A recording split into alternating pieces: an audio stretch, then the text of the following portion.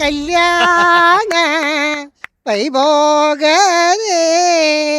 സാറേ, ഓ ഈ മണവാളം കല്യാണ പെണ്ണിനെ വലിച്ചിട്ട് പോണ പോലെ എന്നെ കൊണ്ട് എവിടെ പോവാ? ഇന്ന് നമ്മുടെ ആദ്യ രാത്രി അല്ലേടാ? ഓ സാർ അവിടുന്ന് ചുമ്മാ. സീരിയസ്ലി? ആണ്. എന്നാ സാറിന്റെ അടുത്ത് വയർലെസ് ഉണ്ടെങ്കിൽ ഒന്ന് തരുമോ? എന്തിനാണ്? നമ്മുടെ കല്യാണം കഴിഞ്ഞാലും വീട്ടിലൊന്ന് പറയണ്ടേ? പിന്നെ നിനക്ക് പുള്ള കളിക്കാനായിട്ടല്ലേ വയർലെസ്? അല്ലെങ്കിൽ സാറിന്റെ വയർലെസ് എന്റെ വീട്ടിലുള്ള അപ്പൂപ്പനും ഒരേപോലെ. അതെന്നാ? രണ്ടിനും പറഞ്ഞാ തിരിയൂല. സാറ് തെറ്റിപ്പോയി. റാസ്കൽ അല്ല, ഭാസ്കർ.